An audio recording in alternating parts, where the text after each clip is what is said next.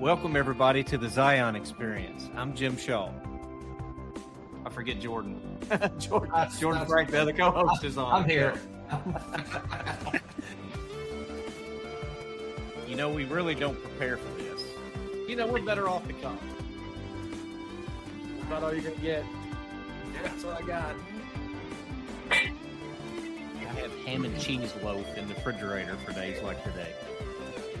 With that, let's get back into it. Let's get in our groove.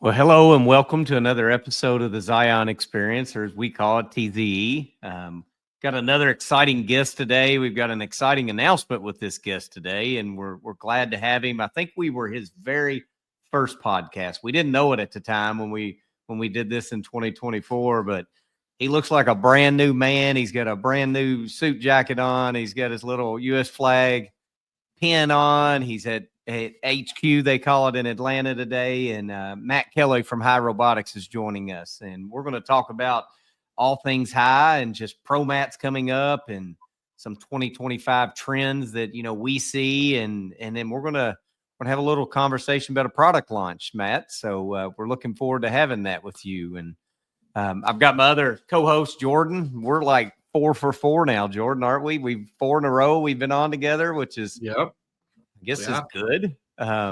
We've been It's super something. busy since the start of the year. It's you said it's like tax season. I think yesterday is like between now and April 15th. It's like heads down, sales down, solutions down, busy work. But we're glad to be back. So if you're joining us for the first time, welcome. If you're a returning guest, and we're always thankful and glad to have you back. And let me introduce Matt a little bit. So Matt's got over 7 years experience in this space, industrial automation and robotics. And he's worked with a few different companies, Piedmont National, NVIDIA Robotics, Auto Store. And now he's at Hai. He's been there a couple years now, I think, Matt, if I get my timing right. And he just has a deep understanding of warehouse and manufacturing automation. He's one of those guys in the industry that just gets it. He gets the software aspect. He understands how inventory has to play into it. Understands the end of life, or end of line systems, I should say, of just how the whole process and system go together. Early in his career, Matt, you spent a lot of time, evaluating and implementing automation technologies to really maximize value for companies. And then later, as you've progressed in your career, you've become a key resource for larger companies that want to have a robotic advancement or robotic transformation. Background-wise, it looks like you're a smart dude. You got an MBA in business and economics. And you just really like focusing on helping business, get a return on their investment, and how can an automation investment help with that? And just really, like we do, have a heart to educate your customers, the people you work with, of what's an informed decision looks like. We call it intelligent change. And then just ultimately how you improve operational efficiency. So you're a trusted advisor for companies out there. You're a friend of Zion's. You're a friend of ours. And we're looking forward to talking with you about automation strategies. So, Matt, what did I miss? I improvised on your bio a little bit. You probably are like, where is this coming from? But what did I miss, brother? Listen, there's one thing I hate very much in this world, and that's talking about myself or my background. But no, it's a pleasure to be with the two of you, industry legends, as both of you are. And Jordan is a deadly golfer. As part of my background was golfing. So if there's any purchase orders that are hanging on a thread and you're gambling against Jordan on the course, definitely be wary.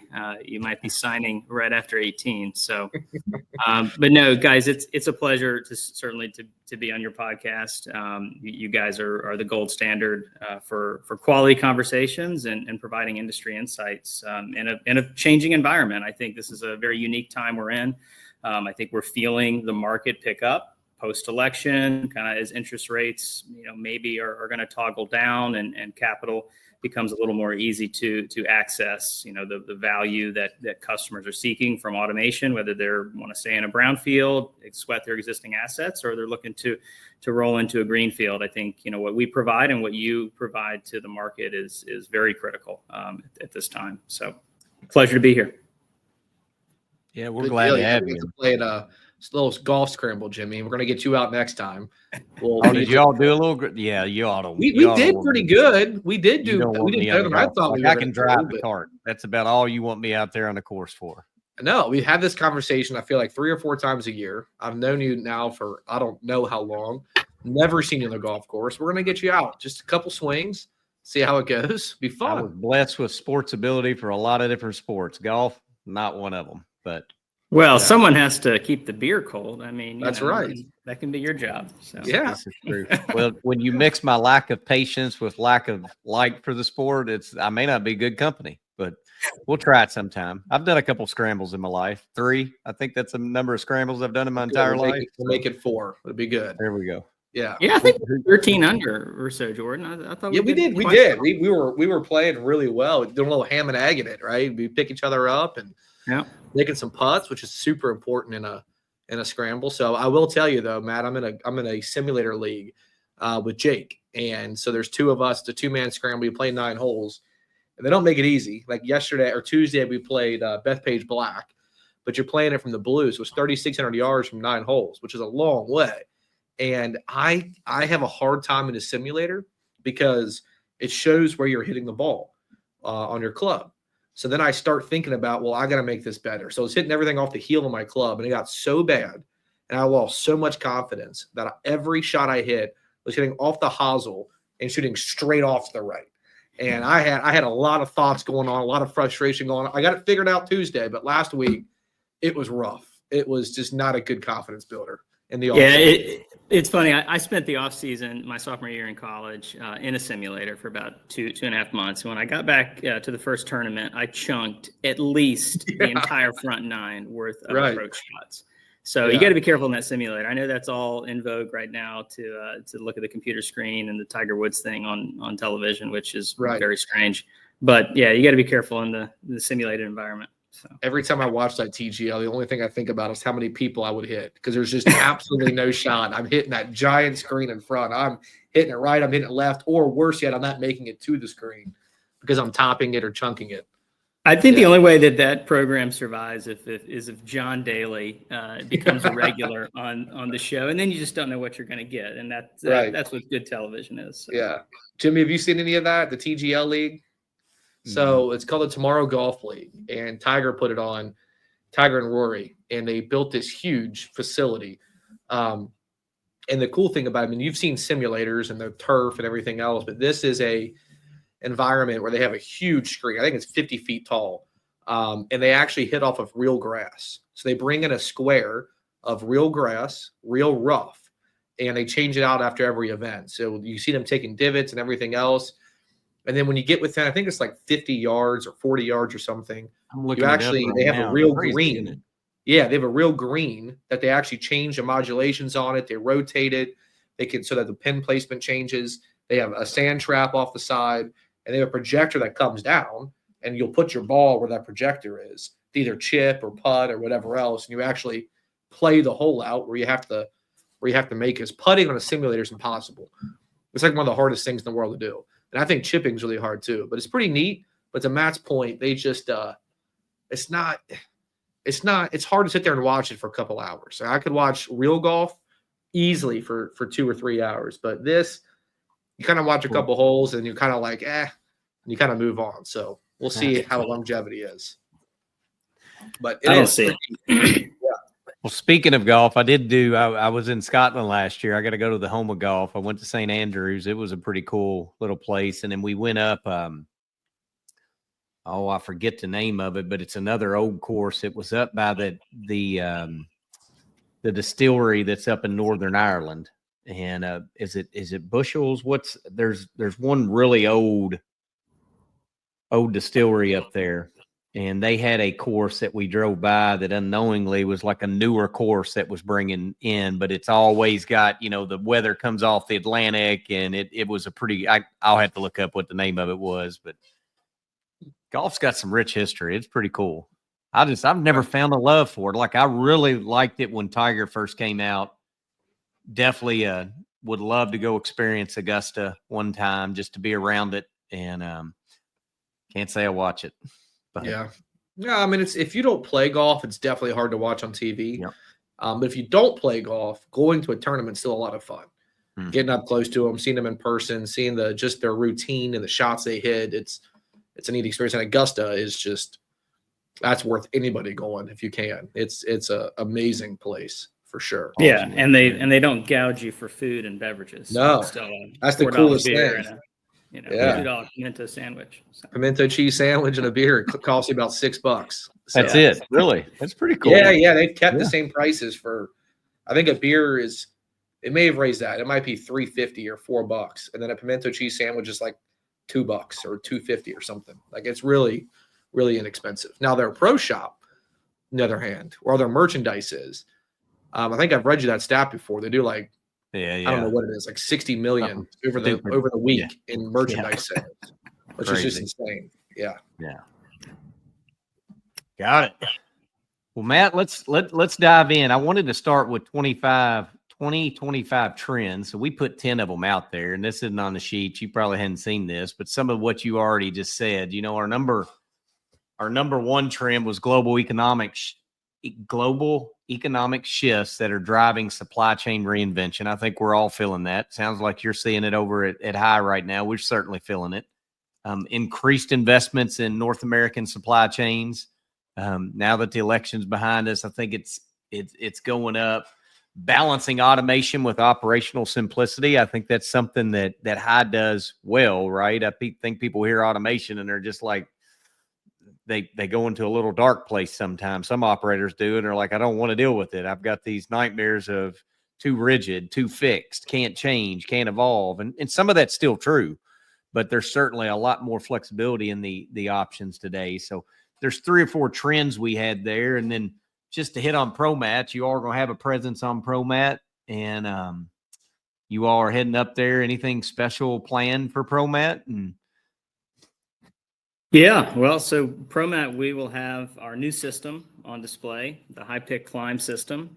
So we're very excited about that. We'll have a global launch towards the end of this month. That'll be virtual. So ProMat will be the first time a lot of prospects, consultants, partners, customers can see this in action. So we're very excited about that. And then we'll have our standard HaiPick System 3 as well on display. So very cool. We got a big booth this year. A lot of work has gone into it. We have an incredible director of marketing, Rebecca, and her team have done yeoman's work to put this together. And it's not easy. I mean, I see the planning from the background of an event like ProMat, and it definitely gives me I don't know, is there such thing as pre-traumatic stress disorder? But yeah, it definitely is a lot of work. So you know what's just so funny? We talked about this yesterday. Jordan's like, how much work is there involved in ProMat? And I'm like, dude, like Jordan and I got a little thing this week. Like, it's simple. It's easy. And there's certain things he thinks are simple. And there's certain things I'm like, that's simple, Jordan. And he's like, you're crazy. And so ProMat came up. It was yesterday, wasn't it, Jordan? That we talked about. It's like, how much work can be involved in ProMat? I'm like, you would be shocked. Just the work, the details, the planning, the exercises, to do it and do it right. I mean, it's one of those things, if you don't put in the work, it shows up. But if you put in the work, you never see, it never would show up. But yeah, that's cool. Last year we had a mezzanine. Did we go? I know Brian's moved on in life, but did we do a mezzanine again? We had a little baby mezzanine. We had a lot of fun with that last year. Did we get a mezzanine this year or no? No mezzanine. No mezzanine. We ended up spending more money, so I don't I don't know where. Maybe that's just the Chicago prices with the union, but no mezzanine. But it's definitely going to be an exciting booth. We've got a long runway for the bots to run, so you'll see them at full speed. Moving. It's kind of a long hot dog looking booth, very long and skinny, but right in the thick of some of our biggest competitors. So we'll definitely be showcased right up against some of the ones we see every day. That's awesome. Yeah. Well, congratulations on that. And I know I briefly touched on the trends. We could always circle back to that, but I think the general direction of this conversation is what you mentioned, the new, the election's out of the way. It seems like buying patterns are returning back to normal. I don't know what the new normal is. Like I don't have the experience that some people have in it, but I've got about 10 years in the buying side of systems integration now. Jordan and I both do, probably 10 to 11 for 12 for you, Jordan. But it's certainly been a crazy buying cycle. 24 was an unusual year, one of the most unusual I've been through because of numerous things. But it seems like things are on the up, and you all have got this new product, and that's really what we're mainly wanting to share with the audience is this HaiPick Climb, and just tell us about it. Like, what problem does it solve? A problem a different way? Is it, why are you all so excited about it? What's it going to do? What do you all think it's going to do for the industry in solving the problem? Yeah, I think it goes back to two of the trends you just indicated, which is one is simple solutions, and the other is flexibility. And so I'll start with simplicity first. The market, I think, has kind of endured a lot of complexity within the automation space. You've adopted very rigid solutions, whether that's a shuttle or that's some type of very complex sortation. That once you have it installed, you are going to leave it there, and there's maintenance cost to it. There's complexity to it. And we really looked at our evolution as a technology OEM of how do we provide the market the most simple solution we can that provides the biggest exponential return, whether that is throughput, whether that is density, whether that is more accuracy or a better employee picker experience. It really has to come back to the core DNA, and that core DNA for us with this new HaiPick Climb is really simplicity. How do we get more product out with the most simple solution? The more complex things are, the more maintenance you have, the more downtime you have. And yes, there may be some sexiness to some of the solutions out there that we're competing against and very sleek and unique.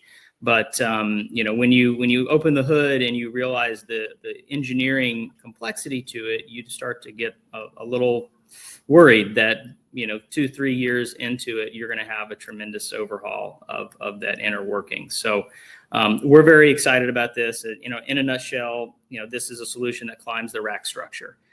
So imagine, our current system, HaiPick System 3, you take that small AMR and we attach these two little clamps on each side of it that can adjust, and they hook into a guide channel that then climbs up the rack, grabs a tote, grabs a tray. It can do single and double deep. It then takes that tote or tray to a workstation or to a conveyor interlock for it to go downstream. So we've eliminated the tall bot, and we're just leveraging one robot. So you've got one bot to maintain, you've got one bot to design for, and we're really getting the most we can out of the density per square meter, but also the throughput per square meter of this system with this new bot. So very, very excited about it. And I think, all the flexibility that has been very core to our evolution thus far with our ACR models, still very valid with this new system. Customers can design post-pick however they want. They can tear the racking down, they can move it. There's a whole, litany of things that a customer is able to do from a flexibility and just I think the risk, right? The risk of the future is still very, very stark in people's minds, whether that's geopolitical, political, whether that's financial. I think customers are very, hesitant to, design for and understand what 10 years down the road looks like. And having a monument within a warehouse is very ominous, right? And I think the flexibility and simplicity are two core elements that Hai Robotics certainly has pushed and represented, but this new system especially, we're very excited about what it means for the customer.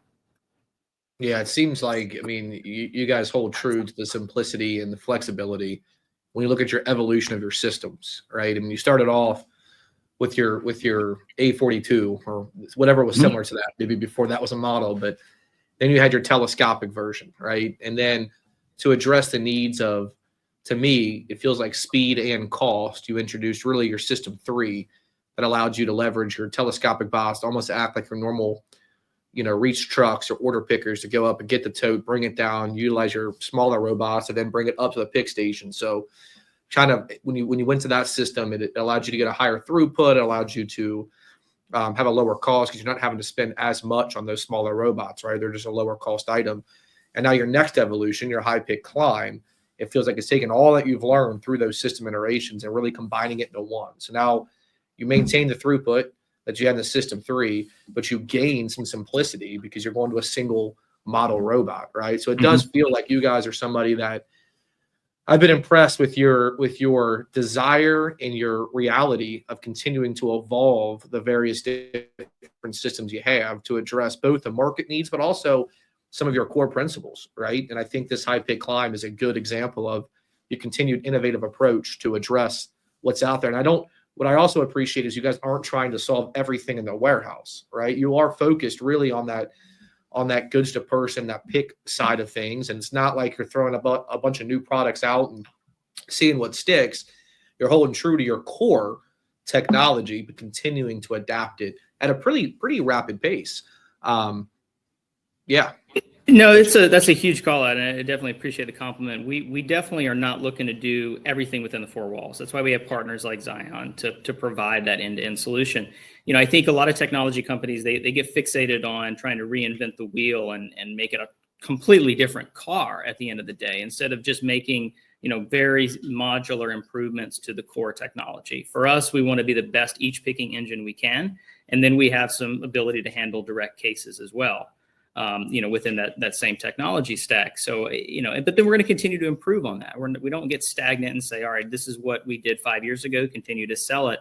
We want to make a product that the market is excited about, but that our integrators are excited to design with and sell to their customers. So, I think it's dangerous. I think it puts a lot of risk on a customer, an integrator, and also the OEM to try to do everything. And, maybe in 5-10 years, we have that ability to do a lot more than what we do today, but we're going to grow slowly so that when we put a technology in the market, we know what it's going to do long term. We're not, this isn't an R&D exercise for our customers. It's an R&D exercise at our labs. And when we're designing these things, when this goes in the field, we know how it's going to run, and we know how it's going to run over the long term. And I think that's very, very important for the market to understand. Yeah, I think you all are in that balance between, if you think about some of the technologies you worked with when a model store was in the market, I mean, they're in year 17, 18, right? I may get that wrong, but I'm close. It's 15 plus, I know.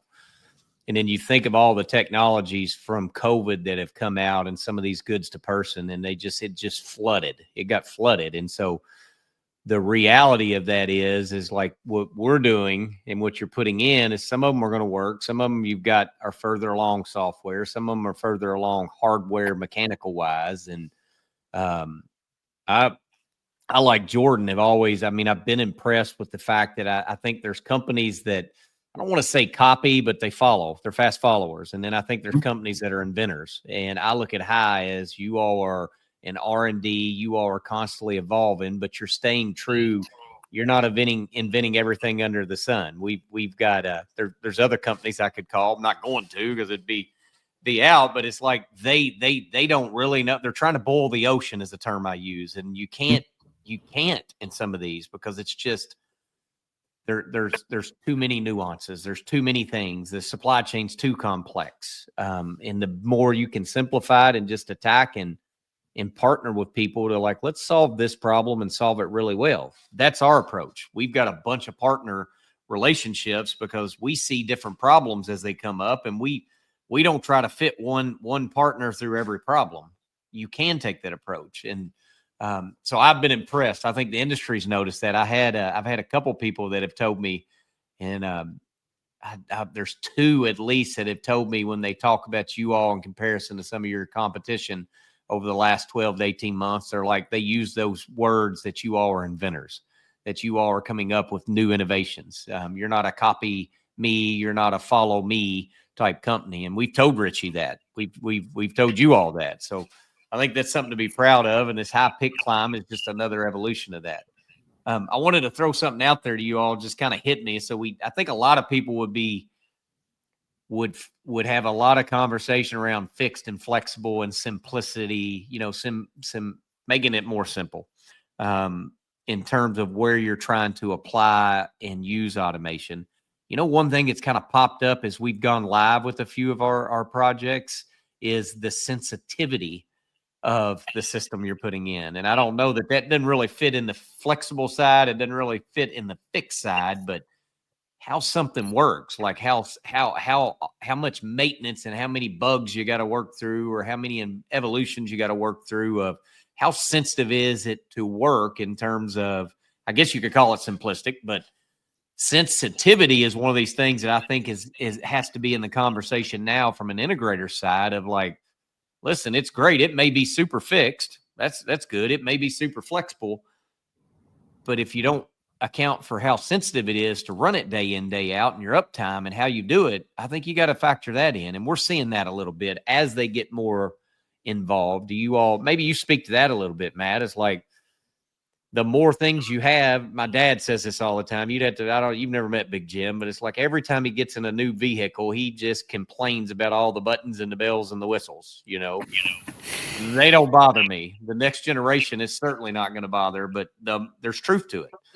You used to be able to work on a vehicle. You could go do it. And you could be you could be a mechanic in some capacity. Today, nope, no chance. You got to get a computer. You got to get something that sets it up. You got to diagnose it. Can't work on it. So does that hit with you, Jordan, or Matt, either one, this concept of sensitivity? And I don't know if it's the right word, but listen, I don't know who made the decision to use the button to start a car, but I want to have a conversation with them because I have had to replace mine twice now for thousands of dollars, and I don't get it.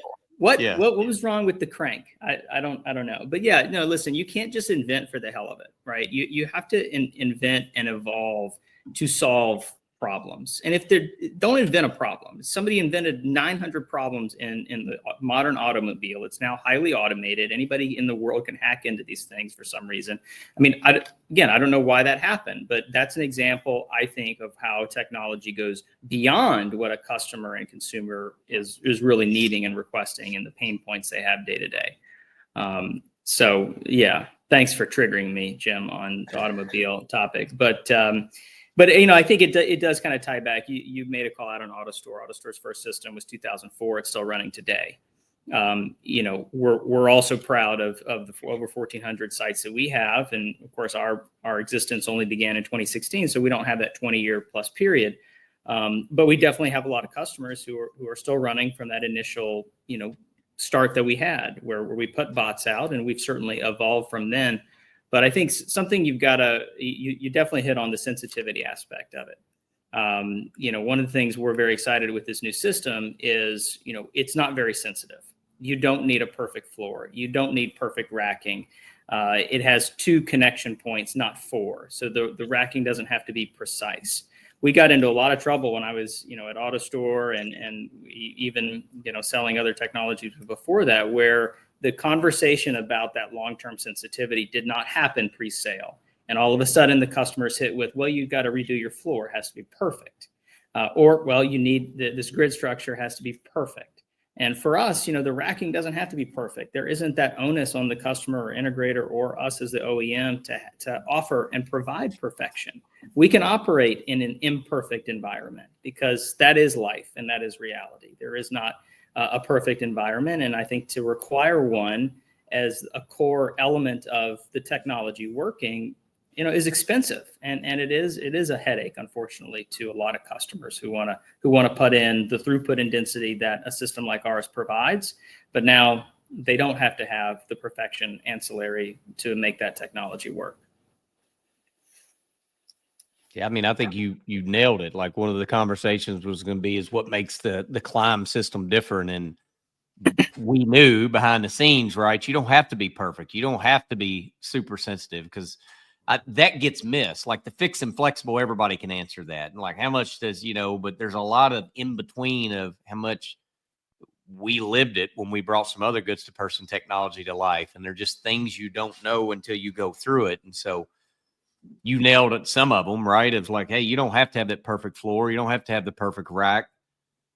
Who wants something that after you bought it, like you got to constantly refer to a manual to figure out how to make it run or have additional staff on to make it run or have experts in place? I mean, that can be counterproductive to why you automate to start with. So this whole theme of simplicity is, listen, the older I get, the more simple things are, the more basic things are. It's like that's a good thing.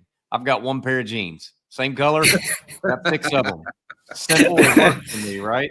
And the automation's not so much different, but you nailed it. Like if a regular key works, why do the other? Yeah, Yeah. maybe you make a little more margin. Maybe it's, you can say you had a product advancement, but if it's not really solving a problem, is it intelligent to do? Is it the right thing to do?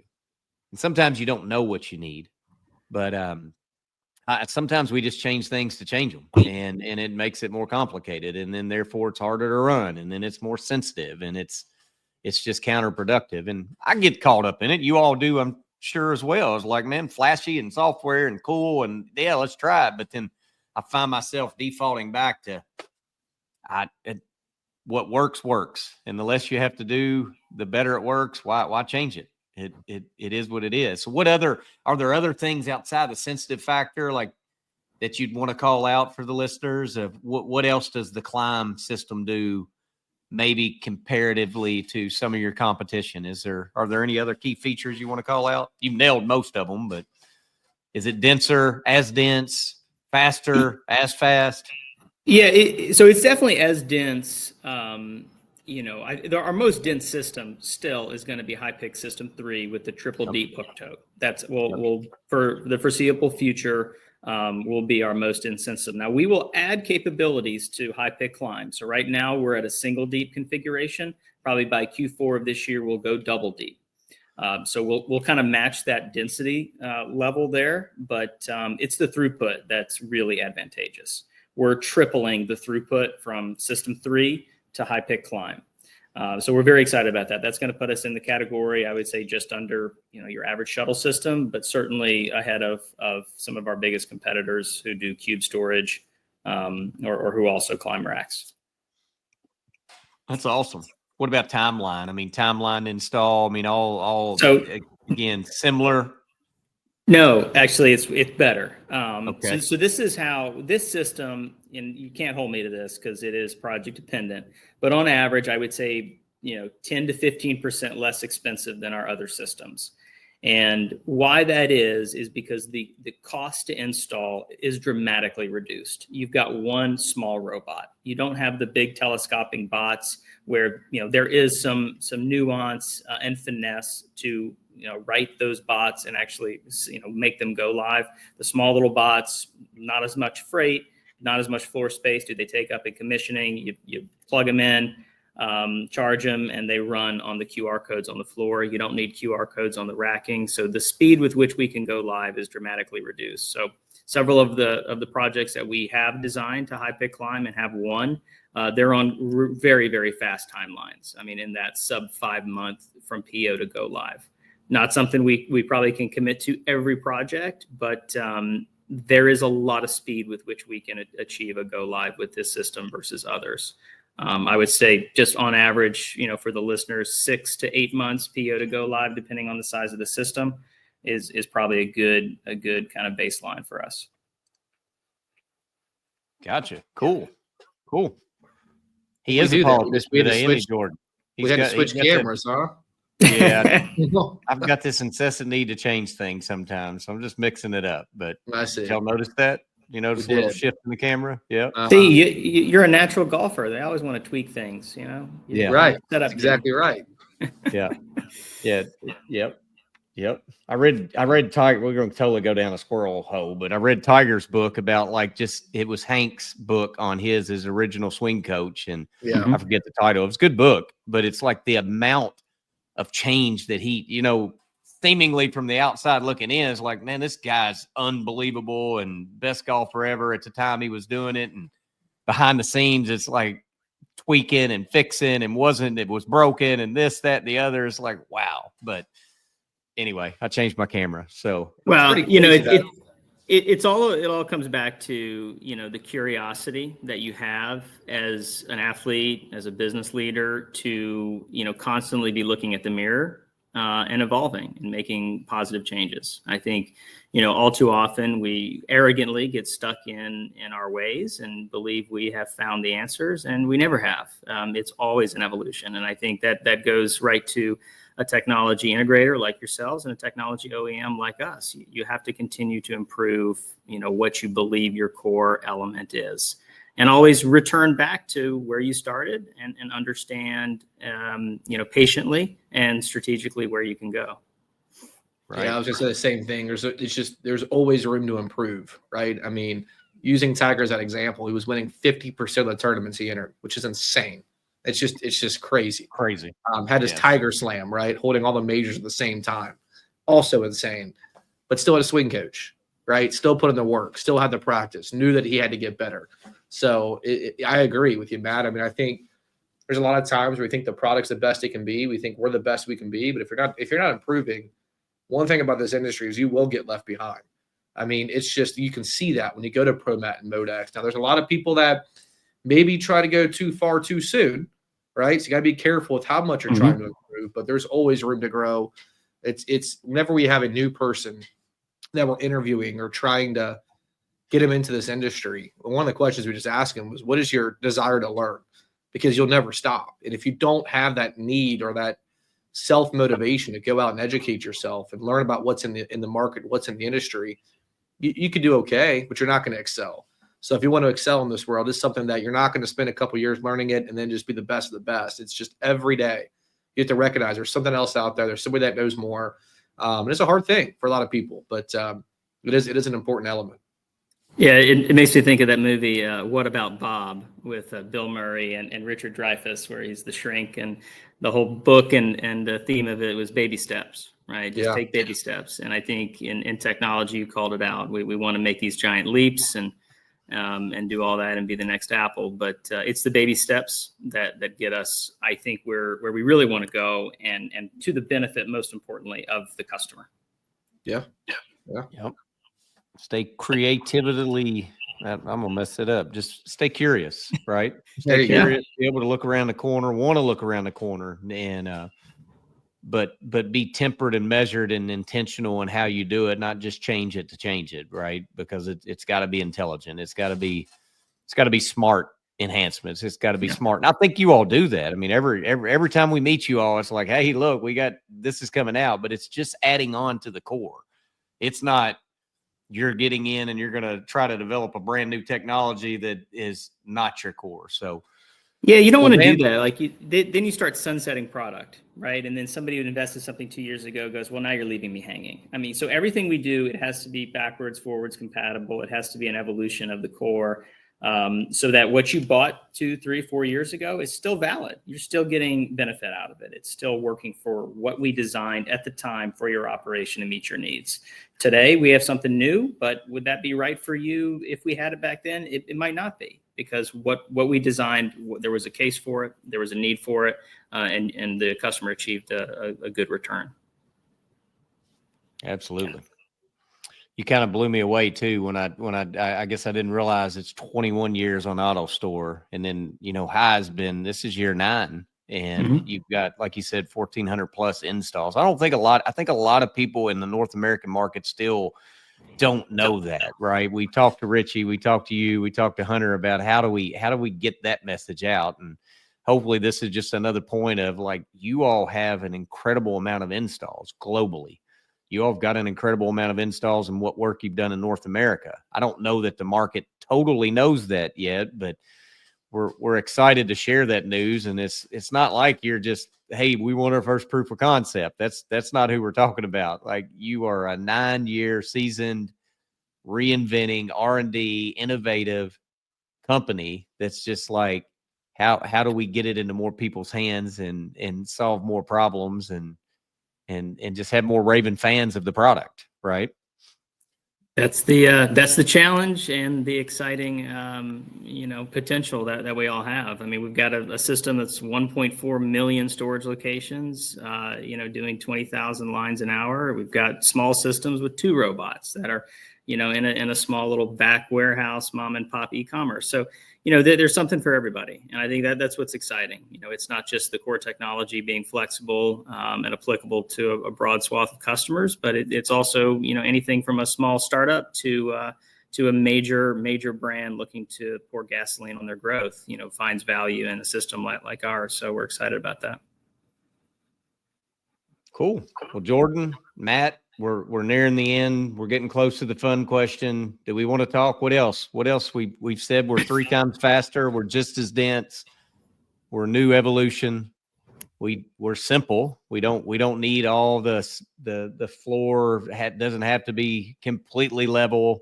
You don't have this, dramatic install time. You're 10 to 15% less. We're not going to hold you to that, but we're going to hold you to that. Less on the cost. We can install way less than 12 months. It may not be 5, but what else? What else would the listeners want to hear about this? So this will be manufactured as well outside of China. So that's also very exciting. We're moving a lot of our manufacturing as well as our global headquarters outside of China. Just, again, addressing geopolitical risk and evolution in that category. So we're excited about that. We have our North American headquarters in Atlanta that has our tech center. It's got all 3 ACR systems plus the HaiPick Climb. It's also where we do training for integrators. We do training for service. We do training for implementation.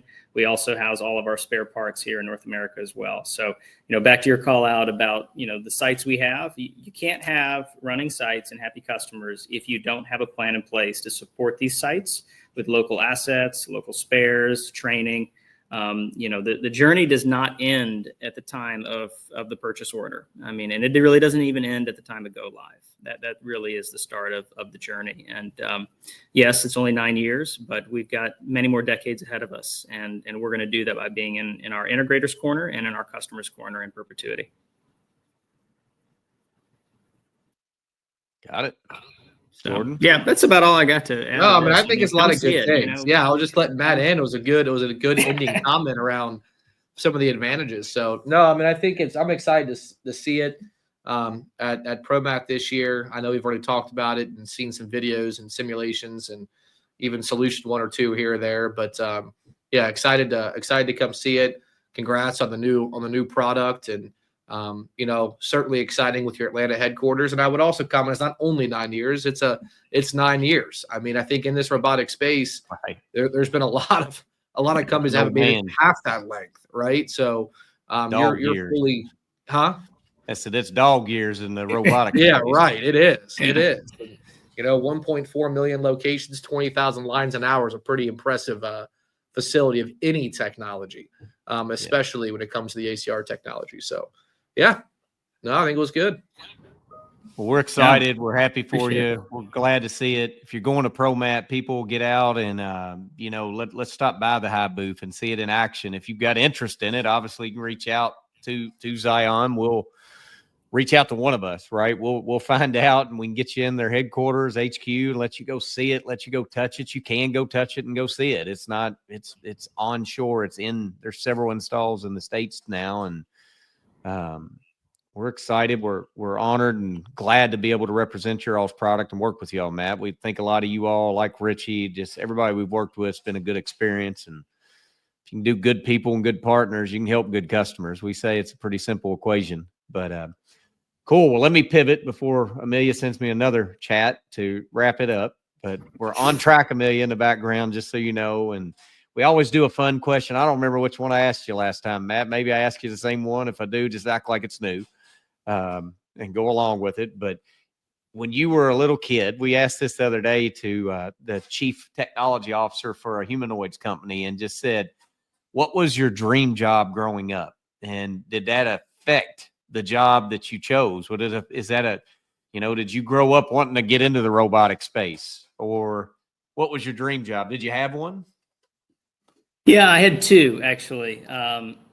My first was, I was influenced by, The Godfather. So of course I wanted to be a criminal that didn't kill people. But that was silly. But no, my other major dream was I wanted to be in the military. I was a big fan of the Marine Corps, big fan of Navy SEALs. Couldn't do that. I'm 5'7". You don't want me, shouldering 70 pounds of weight and jumping out of an airplane. But I have a lot of respect for our armed services, obviously, and I was definitely wanting to be in the military. Gotcha. That's pretty cool. I often think if somebody asked me this and it was reversed, I'd be like, I have no idea what I'd answer. I'd come up with something, but I think about that sometimes. Well, Yeah. Listen, Matt, we enjoyed it. you've come a long way since your first podcast. You were just calm, cool, ready to go today. We didn't know last time either, but good speaker, good person. We're glad to know you. Wish you a lot of success. Thanks for spending a little bit of time with us and our what would you call it? Our listeners and our people that are subscribed to this and whoever listens to this, and certainly with Jordan. But we're glad to have you, and thanks for just spending a little bit of time with us. Jordan, you got any closing? Yeah. No, all good. Excited to see you here in a couple weeks or a month, whatever it's going to be. I'm not looking forward to March. So I'm gonna be honest. March is gonna be a busy month. It's gonna be a long month. I sat down with Summer yesterday, and I'm like, "Huh, we got to go through this travel plan. We got some travel. I got some travel coming up." Yeah, I told we've got a lot of events on the horizon. We're trying to do some customer days. We've got events at our tech center. We're going to more trade shows than we ever have, and then ProMap. So it's busy. Yeah, it's all good, but man, your bed's pretty nice sometimes. You take it for granted. But yeah. All right. Well, Matt, thank you. Jordan, thank you. Till next time. See you guys. We want to thank you all for listening to another episode of the Zion Experience. Please make sure you subscribe to our show on YouTube, Spotify, or Apple Podcast. If you have any ideas or topics you'd love to hear about, or maybe for a future episode, please let us know. Send us something in the comments. We appreciate you all, and we'll see you here next time.